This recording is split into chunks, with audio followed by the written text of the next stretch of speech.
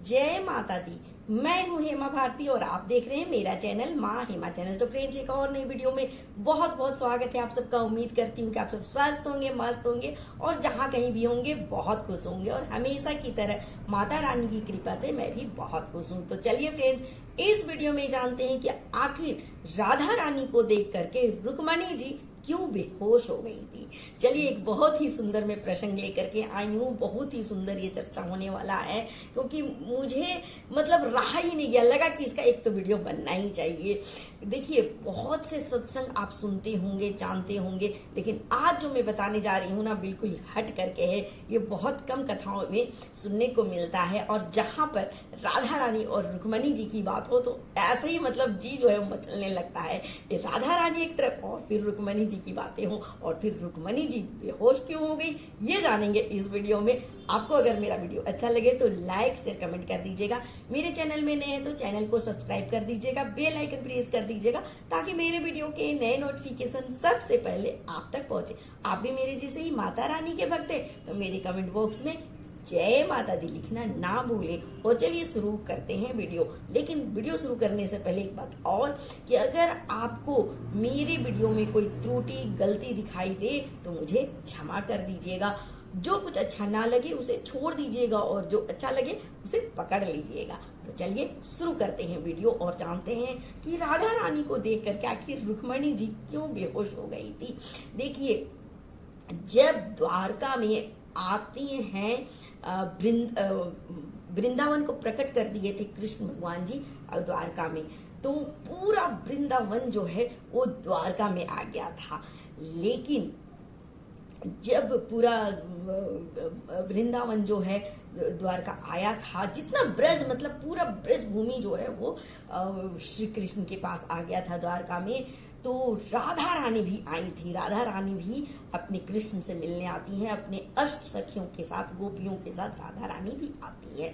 तो रुक्मणी ने पूछा अपने जो कृष्ण भगवान की 16,108 रानियां थी, उन सबसे रुक्मणी जी पूछती हैं कि क्या राधा भी आई है। तो सबने कहा हाँ, राधा भी आई हुई है, अपने अष्ट सखियों के साथ, गोपी जनों के साथ पूरा वृंदावन आया है, और राधा महारानी भी हमारे द्वारका में पधारी हैं। तो सबको बहुत ही लालसा होता है कि राधा कौन वो राधा है, जरा देखें, जिसके कृष्ण जो है वो दीवाने हैं, जो त्रिभुवन को चलाने वाले, जो तीनों लोक को चलाने वाले इतने बड़े राजा जो हैं, ये जिसके दीवाने हैं राधा के, तो आखिर कौन सी राधा है देखना तो बनता है। चलो देखते हैं। सभी जितनी रानियां हैं, महारानियां हैं, सबके साथ जो हैं रुक्मणी जी जाती हैं कि चलो चलते हैं, राधा से मिलते हैं। अब जब जाते हैं, अब यहाँ पर देखिए राधा रानी और इधर से रुक्मणी जी, दोनों का मिलाप होता है, और क्या कुछ होता है देखिए। तो रुक्मणी जी बोलती हैं पहले तो तुम लोग जाओ और देखो कैसी है, उसके बाद आकर के बताओ मुझे क्या कि राधा कैसी है जो श्री कृष्ण ऐसे दीवाने हैं। तो कुछ रानियां पहले जाती हैं तो देखती हैं, तो पहले तो इतनी सुंदर छवि देखती हैं, 2-3 जो थी वहां पर पहले, तो उनको देखती हैं तो उनको लगता है यही राधा रानी है। तो लगा कि इतनी सुंदर है, इतनी सुंदर, इतना चमक, इतना दमक, इतना सब कुछ, तो जरूर यही राधा रानी होगी। तो बोली कि अरे वो राधा रानी करके, वो जब मिले तो वो तो थी राधा रानी की दासियां, सखियां थी, तो सखियां सहचरियां थी, लेकिन नहीं, हम राधा नहीं है, राधा रानी तो आगे हैं।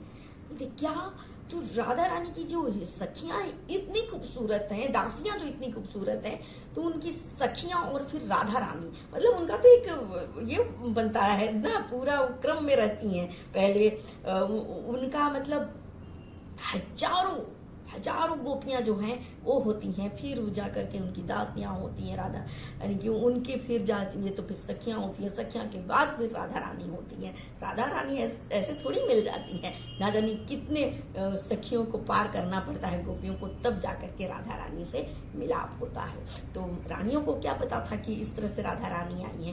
बोलती है तो फिर राधा कौन है। अब तो जैसे तो दासियों को देख करके, सखियों को देख करके जो बहुत सी रानियां थी वो तो मतलब वहीं पर मूर्छित हो करके गिरने लगी कि इतनी सुंदर, हम तो रानियां हैं फिर भी हम इतने सुंदर नहीं हैं। और जबकि श्री कृष्ण भगवान की एक से एक बढ़ करके रानियां थी, फिर भी उन दासियों के आगे ये रानियां जो हैं सो मूर्छित खा खा करके गिरने लगती हैं, इतनी सुंदर उनकी दासियां थी। ये बात रुक्मिणी जी को पता चलता है कि क्या वो दासियां हैं और इतनी सुंदर, तो राधा रानी कितनी सुंदर होंगी। फिर जब रहा नहीं गया तो रुक्मिणी जी को सब बोले कि आप जाइए, आप ही देखिए, हमें तो इतना हिम्मत नहीं है कि हम जाकर के दर्शन करें, क्योंकि हम तो इन दासियों को देख करके ही मूर्छित हो रही हैं महारानियां, तो हमसे नहीं होगा। चलिए रुक्मिणी जी आप ही चलिए, आप ही कुछ कीजिए, आप ही देखिए, राधा रानी से पहले आप ही बोलिए।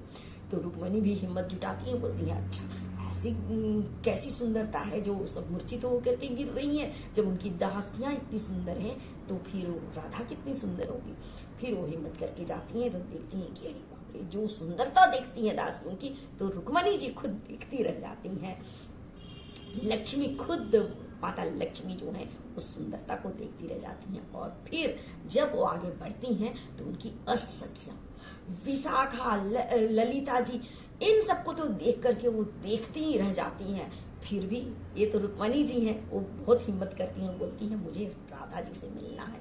ललिता जी से विनती करती हैं तो ललिता जी बोलती हैं आइए आपका स्वागत है, और देखिए ये है हमारी राधा रानी। जैसे ही रुक्मिणी जी ने राधा रानी को देखी, इतनी शोभायान, इतनी सुंदरता, जैसे करोड़ों सूर्य और चंद्र उनके चरण के एक छोटी उंगली के नाखून के बराबर हैं ये सूरज और चंद्र के प्रकाश। तो इतनी प्रकाशित, इतनी मतलब इतनी ऐसी सुंदरता रुक्मिणी ने कभी देखा ही नहीं था। जैसे ही देखती है राधा रानी के मुखमंडल को, इतना तेज, इतना प्रकाश कि बस उनके प्रकाश से देखते ही, उन्हें प्रकाश को जैसे ही देखती हैं, उनके तेज को, मुखमंडल के तेज को जैसे ही देखती हैं, उनका सौंदर्य जैसे ही देखती हैं, रुक्मिणी जी जो है वहीं पर मूर्छित होकर के, बेहोश होकर के गिर जाती हैं। इतनी सुंदर हमारी राधा रानी है। तो सोचिए जब रुक्मिणी जी उन्हें देखने में ऐसे मूर्छित हो जाती हैं तो हम सबका क्या हाल होने वाला है, और क्या कभी हमें राधा रानी अपना दर्शन देगी? क्या राधा रानी को हम सपने में भी कभी देख पाएंगे? कितना कितना अजीब लगता है ना कि हम सब कितने तुच्छ हैं, कितने पापी हैं, कैसे हैं हम सब, कि अपनी जो हमारे भगवान है, हमारी इष्ट है, हमारी देवी है, राधा महारानी है, जिनसे ये सब कुछ चल रहा है, तीनों लोक के स्वामी जिनके चरण में बैठ करके अश्रुअन से उनके चरण को धोते हैं, ऐसी सुंदर राधा रानी के क्या हम कभी दर्शन नहीं कर पाएंगे? तो यही प्रार्थना करते हैं कि हे राधा रानी, हम सबको भी इतना सुबुद्धि दीजिए, ऐसा बनाइए कि हम आपके जैसे बन पाए और आपको हम दर्शन कर पाए। क्योंकि राधा रानी क्या, अगर हम में नहीं होगा थोड़ा भी, 1% भी, इतना सा भी अगर उनका प्रकाश हम में नहीं पहुंचेगा तो हम कभी भी राधा रानी को नहीं देख पाएंगे। तो भगवान ऐसा कुछ चमत्कार कर दीजिए कि हम राधा रानी को देख पाए, ऐसी आंखें दे दीजिए कि हम राधा रानी को देख पाए। यही मनोकामना करते हुए अपने वीडियो को मैं अंत करती हूँ। अगले वीडियो में नए विषय के साथ फिर मिलती हूँ, तब तक के लिए मुझे आज्ञा दीजिए। जय माता दी।